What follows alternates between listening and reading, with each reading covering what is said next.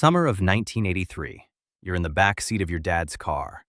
The windows are down because running the air conditioning costs gas, and gas costs money.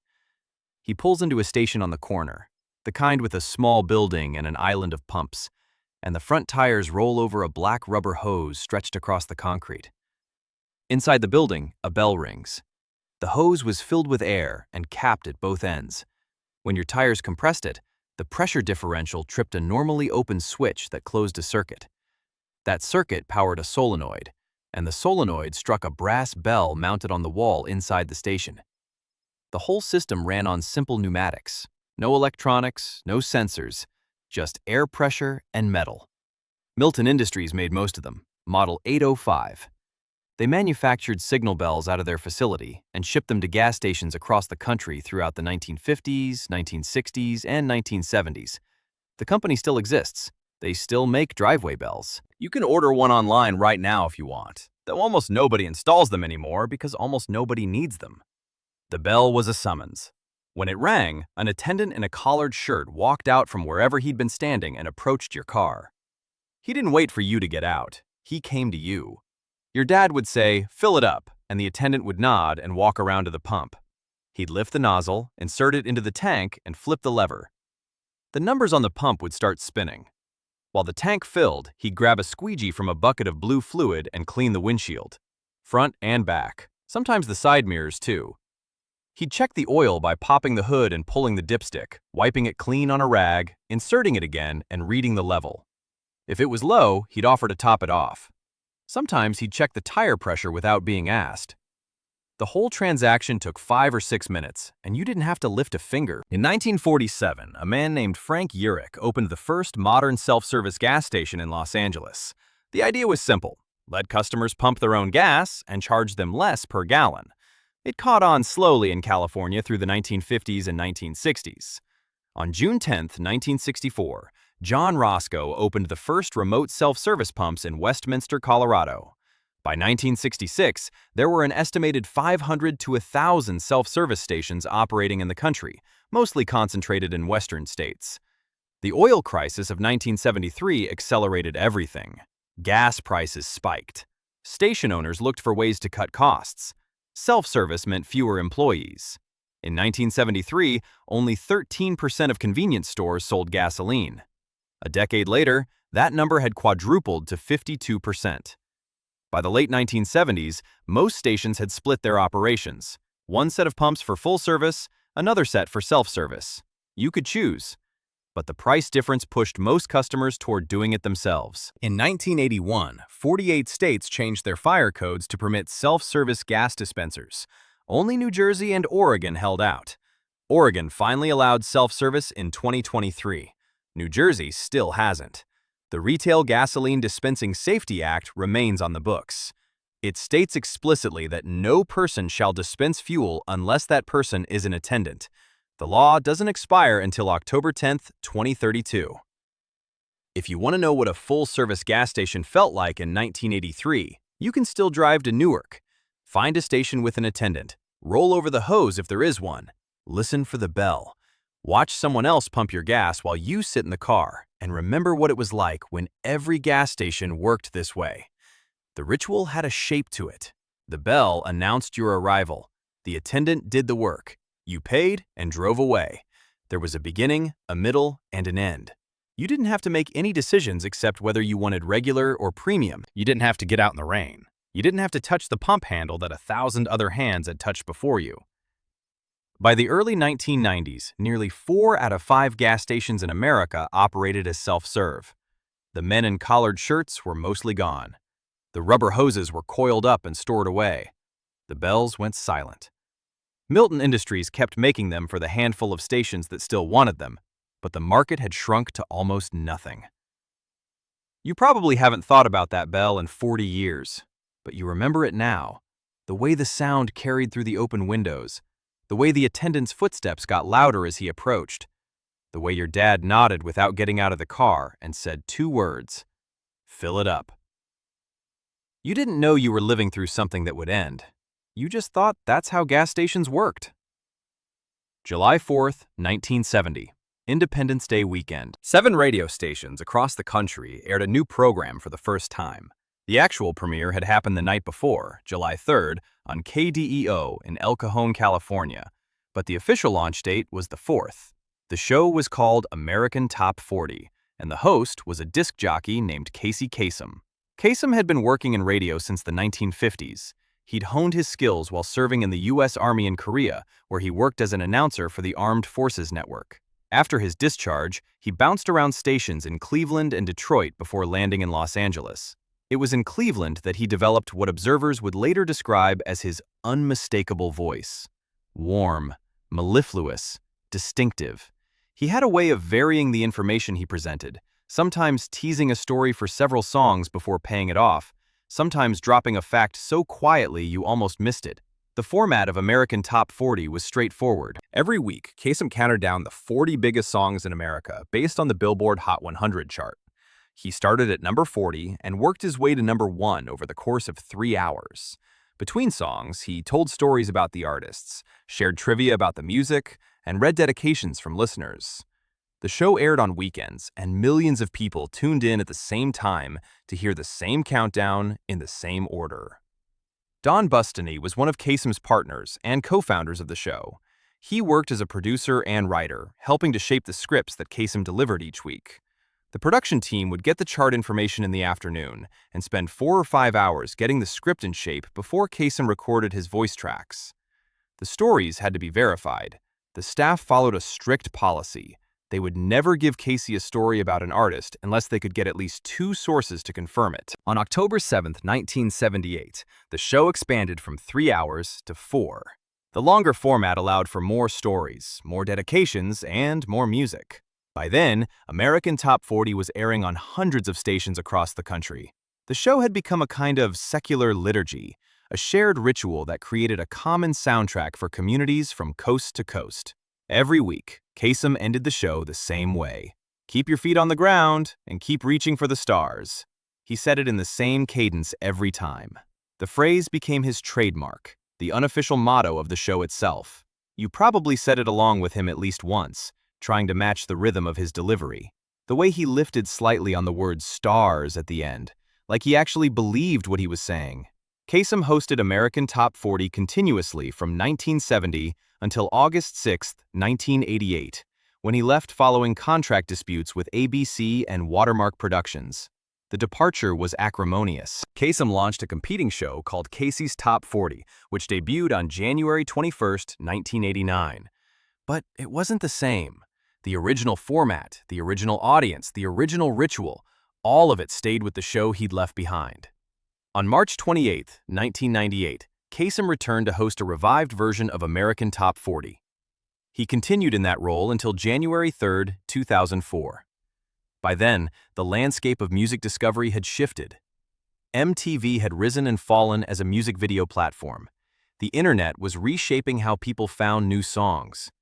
The idea of millions of people sitting by the radio at the same time to hear the same countdown was becoming an artifact of an earlier era.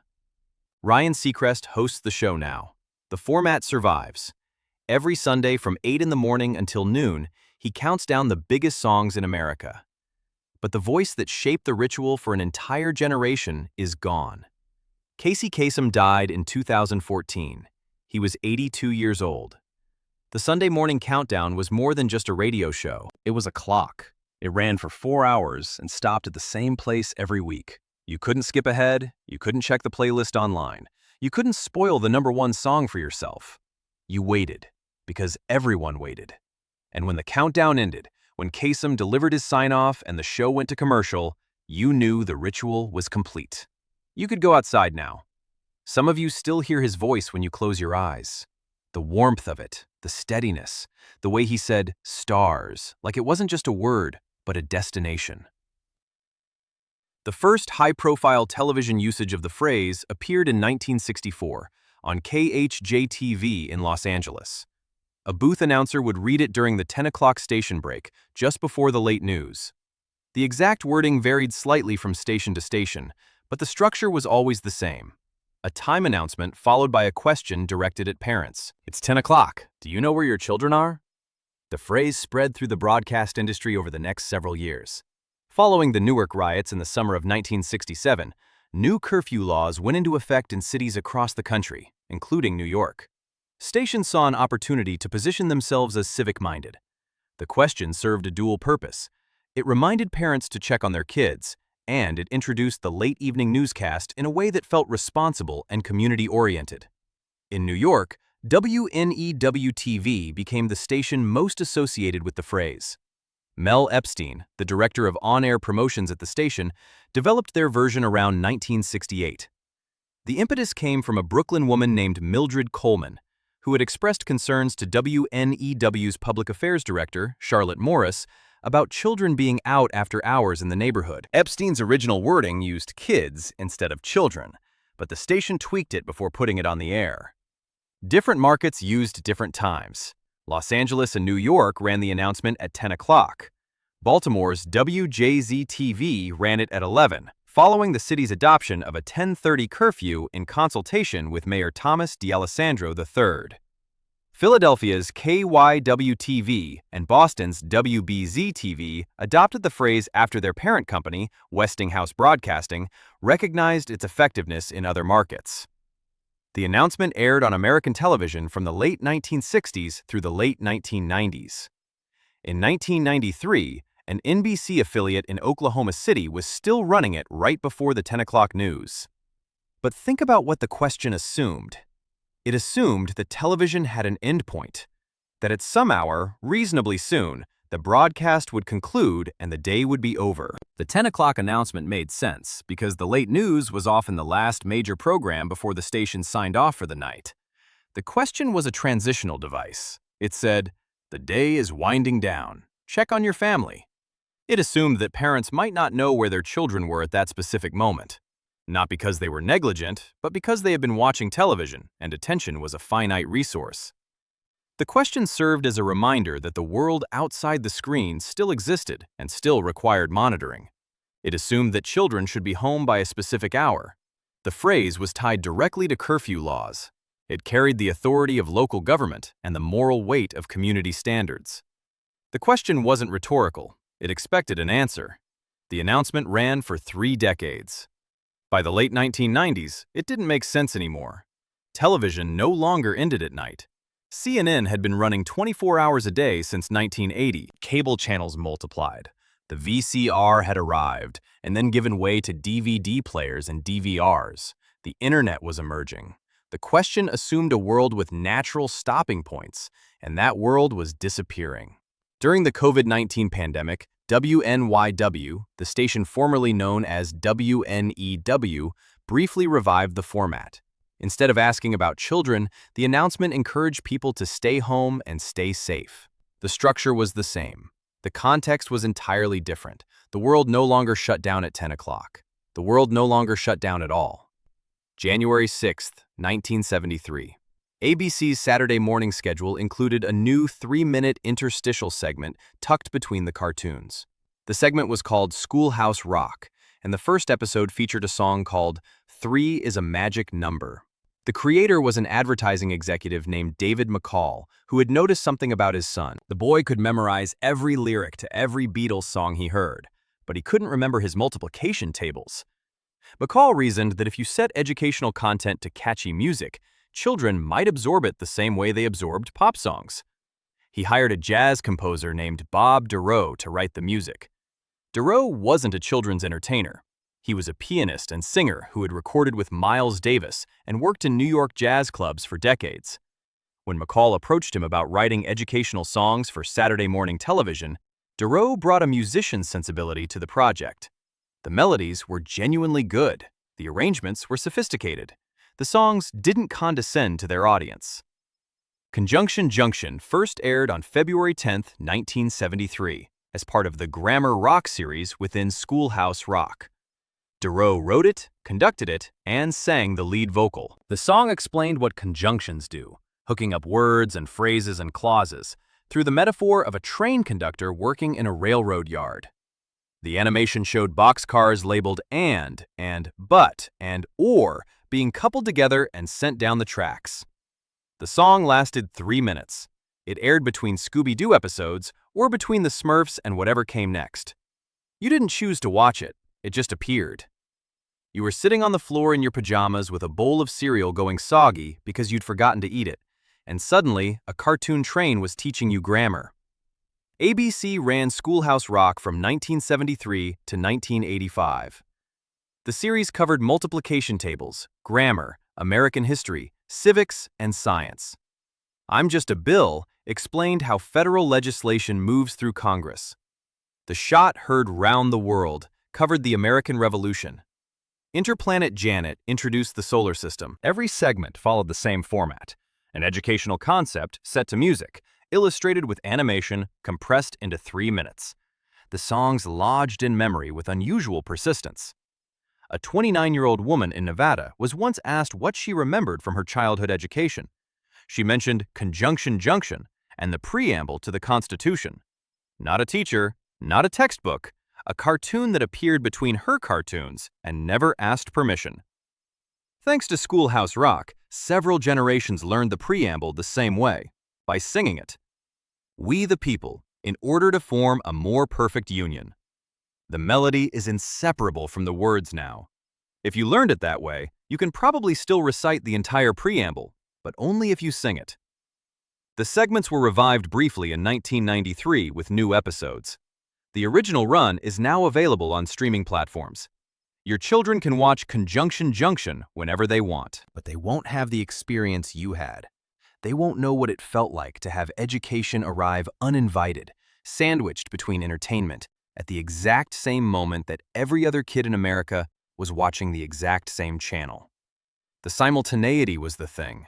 You and a kid in California and a kid in Texas and a kid in Maine all learned what conjunctions do at the same instant, on the same Saturday morning, with the same melody playing through the same television speakers. The song created a shared reference point for an entire generation. When someone says, "Conjunction Junction, what's your function?" you know the next line. Everyone knows the next line. That's what's gone now. The content survives. The collective experience does not. August 1st, 1981. 1 minute after midnight. The screen showed footage of a rocket launching. The Saturn V that carried Apollo 11 to the moon in 1969. The network's producers had chosen the clip because it was public domain and free to use. Over the launch footage, the MTV logo appeared, a large blocky M with a smaller TV embedded inside it, and the network's theme music played. The piece was called MTV Theme, Man on the Moon, composed by Jonathan Elias and John Peterson.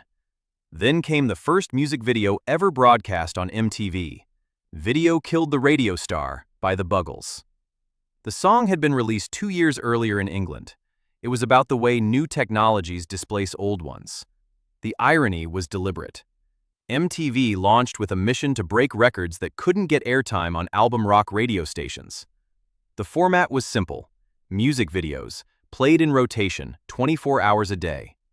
The station identification segments, short animated clips featuring the MTV logo, appeared between videos and served as punctuation marks in the endless stream of content. The logo morphed and transformed. It appeared painted on walls, rendered in neon, tattooed on skin. The visual language was borrowed from advertising, pop art, and fever dreams. The network faced an immediate challenge. Cable companies didn't want to add MTV to their lineups because advertisers weren't interested in a channel aimed at teenagers. In 1982, Fred Seibert, a Grammy-nominated jazz producer who had worked on the network's branding, helped develop a campaign to change that. The concept was simple: get teenagers to demand MTV from their local cable operators. The I Want My MTV campaign launched that year. It featured rock stars staring into the camera and shouting the slogan: Mick Jagger, Pete Townsend, Pat Benatar, Stevie Nicks. The ads ran on other cable channels and on local broadcast stations. Teenagers called their cable companies. They wrote letters. They badgered their parents. The campaign worked. By the end of 1982, MTV was available in millions of homes across the country. The network became the primary way American teenagers discovered new music for about a decade. You didn't choose what video came next. You didn't build a playlist. You didn't skip. You sat there and watched whatever MTV decided to play. And if you didn't like a video, you waited 3 minutes and something else came on. The station IDs marked the transitions. They told you that you were still watching MTV, still part of the same experience as everyone else tuned to the same channel at that moment. Before algorithms existed to curate your listening habits, MTV curated them for you. The network's programmers decided which videos got heavy rotation and which ones faded away. They decided which new artists got exposure and which ones stayed obscure. The power was concentrated. The experience was shared. You and your friends all saw the same videos in the same week because there was only one MTV and everyone watched it. The station IDs were part of the ritual. The moon landing logo, the animated sequences, the quick cuts and loud colors. They weren't content in the traditional sense. They were connective tissue. They marked the space between songs and reminded you where you were. The format assumed continuous attention. It assumed you would keep watching even when you didn't know what was coming next. Now you can watch any music video ever made, whenever you want, in whatever order you want. The convenience is undeniable. The trade-off is harder to articulate. Something about surrender. Something about not being in control of what you heard next and being okay with that. Something about the shared experience of discovery. The moment when a video you'd never seen before came on and you thought, "What is this?" That only happened because you didn't have a choice. The phone booth stood on the corner. Glass walls, folding door, a metal shelf below the phone where you could rest your elbow while you talked. The receiver hung on a hook. The coin slot waited at the top. Payphones were Bell System technology. Western Electric manufactured most of them. The company was a subsidiary of AT&T, and it supplied equipment to the telephone network from the 1880s through the 1980s.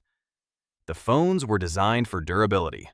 Metal housings, heavy receivers, coin mechanisms that could withstand years of use in public spaces. The ritual of using a payphone required intention. You couldn't call someone by accident. You had to leave wherever you were and walk to a phone booth. You had to have coins in your pocket. Quarters, dimes, nickels. You had to know the number you wanted to call, either from memory or from a scrap of paper you'd written it on. The phone book hung from a metal cable below the phone, pages soft and torn from use. You'd lift the receiver and hear the dial tone. You'd drop your coins into the slot. You'd dial the number on the rotary wheel or punch it into the keypad. The phone would ring on the other end. If someone answered, your conversation began. If no one answered, you heard ringing until you gave up and hung up. The phone returned your coins or it didn't, depending on the model. Long-distance calls required more money. An operator would tell you how much to deposit. You'd fish for additional coins. The conversation cost something tangible. You could hear your money being spent with every additional minute. The phone booth was a specific place. You went there to make a call. When the call was over, you left. Communication happened at fixed points in physical space. If you wanted to reach someone, you had to know where they were. If they weren't home, you got a busy signal or an endless ring. You hung up and tried again later. Or you wrote a letter. Or you waited until you saw them in person. The last peak of payphone usage in America came in the mid-1990s. Cell phones were expensive and clunky. The internet was dial-up. Payphones remained useful for anyone who needed to make a call away from home. By the 2000s, the decline was steep. Mobile phones became ubiquitous. The payphones stayed where they were, but fewer and fewer people used them. Many were removed. The ones that remain are often broken, their coin slots jammed, their receivers dead. The sound of coins dropping into the mechanism, the click of the receiver lifting off the hook, the dial tone humming through the earpiece, the bell ringing on the other end while you waited to find out if anyone was there. You can't explain these sounds to someone who never experienced them. You can describe the ritual, but you can't convey what it meant to walk 3 blocks in the rain to call someone you missed, to stand in a glass box on a street corner and talk into a metal receiver while strangers walked past, to run out of quarters and have to say goodbye before you were ready. Communication required physical presence and intention. You had to go somewhere. You had to have something. The call had a beginning, a middle, and an end. When it was over, you hung up the receiver, pushed open the folding door, and walked away. 1 o'clock in the morning. The movie is over. The late news is over. Johnny Carson finished his monologue an hour ago. The screen shows a waving American flag. The national anthem plays. An announcer thanks you for watching and says good night on behalf of the station. Then, static. Or a test pattern. Or color bars. Or black. Television stations signed off between 10 o'clock at night and 1 o'clock in the morning, depending on the market and the era. In the early 1970s, most stations concluded their broadcast days by the time The Tonight Show or its local equivalents finished airing. The sign-off sequence was standardized: station identification, followed by a patriotic image, followed by the national anthem, followed by a test card or blank screen. The test pattern served a technical purpose. It allowed engineers to calibrate their equipment. The Indian Head test card, used by many stations through the 1970s, featured a geometric design that could be used to adjust contrast, brightness, and focus. Color bars, vertical stripes of standardized colors, replaced the Indian Head as color television became dominant. The patterns were never meant to be watched. They were meant to indicate that the station had stopped broadcasting content for the night. In 1973, NBC introduced Tomorrow with Tom Snyder, a late-night talk show that pushed sign-off times back by an hour for affiliated stations. The show aired at 1 o'clock in the morning and ran until 2. It created a pocket of late-night programming for people who didn't want to go to bed yet. ESPN launched in 1979 as one of the first 24-hour cable channels. It showed sports around the clock, though in the early years it filled overnight hours with oddities like Australian rules football and competitive bowling. CNN followed on June 1, 1980, launching from Atlanta as the world's first 24-hour television news network. Ted Turner stood in front of a camera and announced that CNN would stay on the air until the end of the world. Through the 1980s, 24-hour programming spread. Cable channels multiplied. The broadcast networks began airing overnight content instead of signing off. By the 1990s, the idea of going off the air for any period of time became alien to network executives. Sign-offs mostly disappeared. The test patterns went away. The national anthem stopped playing at midnight. One CBS affiliate in rural Maine continued nightly sign-offs until 2013, a small holdout in a world that had moved on. Eventually, they stopped too. The sign-off was a boundary. It said, "The day is over. There is nothing left to watch. The world is going dark now. You should go to bed." You didn't have to exercise discipline to stop watching television. The television stopped itself. The anthem played, the flag waved, the screen went to static, and you had no choice but to close your eyes. The boundary was built into the infrastructure. You didn't impose it on yourself. The world imposed it on you. Some of you remember waking up early on Saturday mornings, before your parents, and turning on the TV to find the test pattern still glowing on the screen. You'd sit there, half asleep, and wait for the broadcast day to begin. The test pattern meant the world hadn't started yet. It meant you were early. It meant there was a moment before everything turned on, a quiet space at the edge of the day. The test pattern wasn't entertainment. It was a signal that said, "Nothing is happening right now. Come back later. We'll be here when the day begins again." The world you grew up in had edges. The gas station bell rang and someone came to help you. The countdown ran for 4 hours, and then Casey Kasem said goodnight. The 10 o'clock announcement assumed your children should be home soon because television was almost over. The cartoon between your cartoons taught you grammar whether you wanted to learn it or not. The music video channel decided what you heard next. The movie on CBS aired once, and if you missed it, you missed it. The phone booth was a specific place you had to walk to before you could speak to someone who wasn't in the room. The television signed off at midnight because the day was over and there was nothing left to broadcast. Every one of these sounds came from a world with boundaries, beginnings, middles, and ends, natural stopping points built into the infrastructure. The broadcast concluded. The station closed. The phone was over there, not in your pocket. The countdown had a number 1, and then it was done. The day ended because the screen went dark, and you had no choice but to go to bed. The people who grew up in that world didn't know they were living through something temporary. They thought television signed off at night because that's what television did. They thought gas stations had attendants because that's what gas stations were. They didn't call it bounded media. They didn't call it anything. They just lived inside it. The sounds are mostly gone now. The boundaries have dissolved. The schedule is whatever you make it. Everything is available all the time. You're never unreachable. The screen never goes dark unless you tell it to.